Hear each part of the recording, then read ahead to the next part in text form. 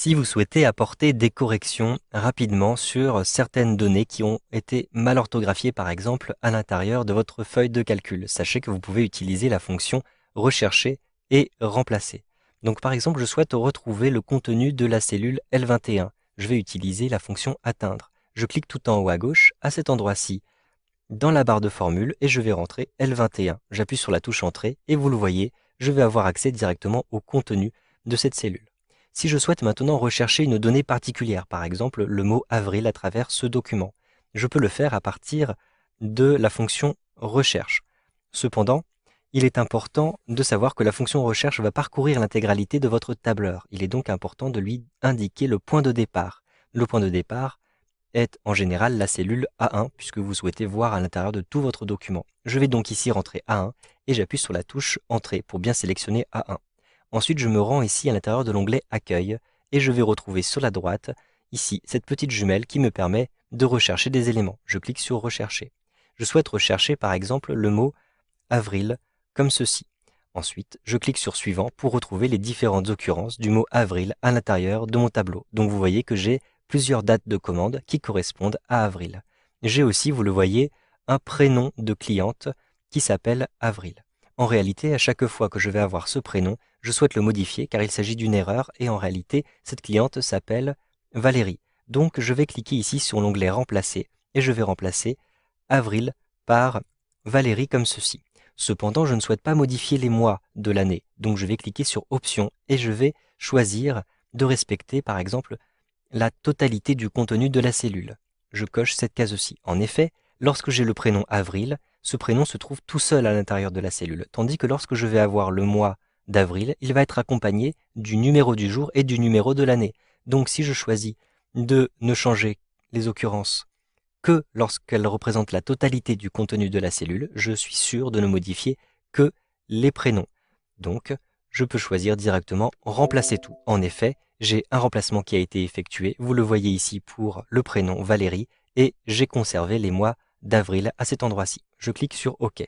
Je vais vous montrer une petite astuce supplémentaire. Si par exemple, ici je souhaite modifier le mois de janvier et je souhaite le modifier en mois d'avril, dans toutes les dates. Donc je vais ici rentrer janvier comme ceci et je vais remplacer ceci par avril. Je vais décocher cette contrainte-ci et je clique sur suivant. Je vais donc avoir, vous le voyez, plusieurs fois le mois de janvier. Je peux cliquer plusieurs fois sur suivant pour voir toutes les dates qui se trouvent en janvier. Cependant, vous le voyez, j'ai un nom propre ici qui est janvier. Je ne souhaite pas modifier ce nom propre.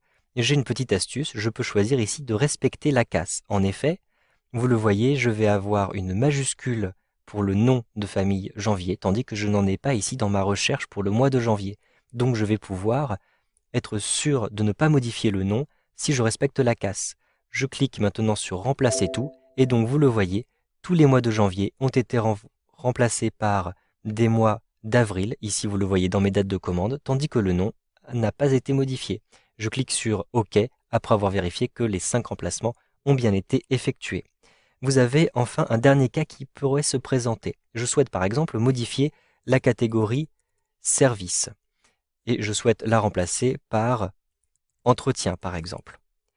Je vais lancer une recherche et je vais décocher respecter la case. Donc je clique sur suivant et vous le voyez, je vais avoir des entreprises qui comportent dans le nom service, service avec une majuscule et service qui n'est pas tout seul dans la cellule. Si je clique plusieurs fois sur suivant, je vais me rendre compte que je vais aussi avoir, vous le voyez, des catégories services et travaux avec une majuscule et cet élément n'est pas seul dans la cellule.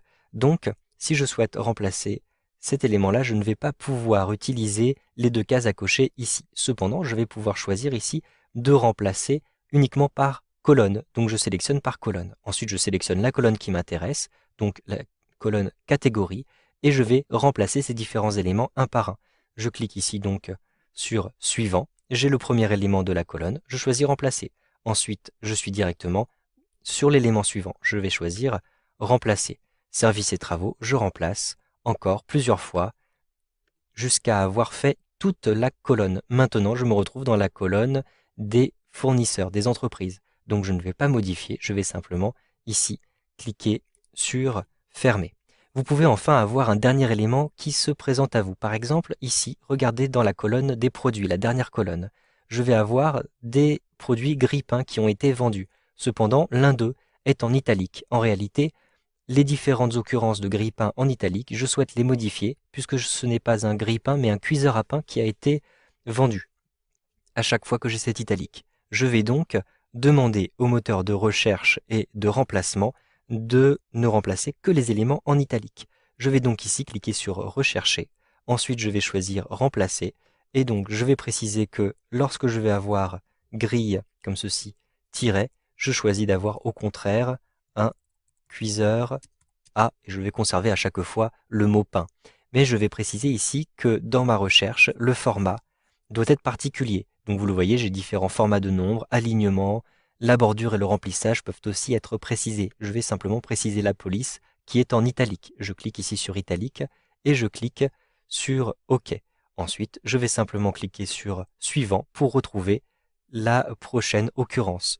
Donc vous le voyez, grille-pain n'a pas été repéré, cependant grille-pain en italique a été repéré. Je choisis remplacer et ensuite je peux cliquer sur suivant pour voir s'il y a d'autres occurrences. En l'occurrence, c'était la seule à l'intérieur de mon tableau. Donc, on m'indique ici que cet élément n'a pas été trouvé. Je clique sur OK, je suis sûr d'avoir remplacé toutes les occurrences.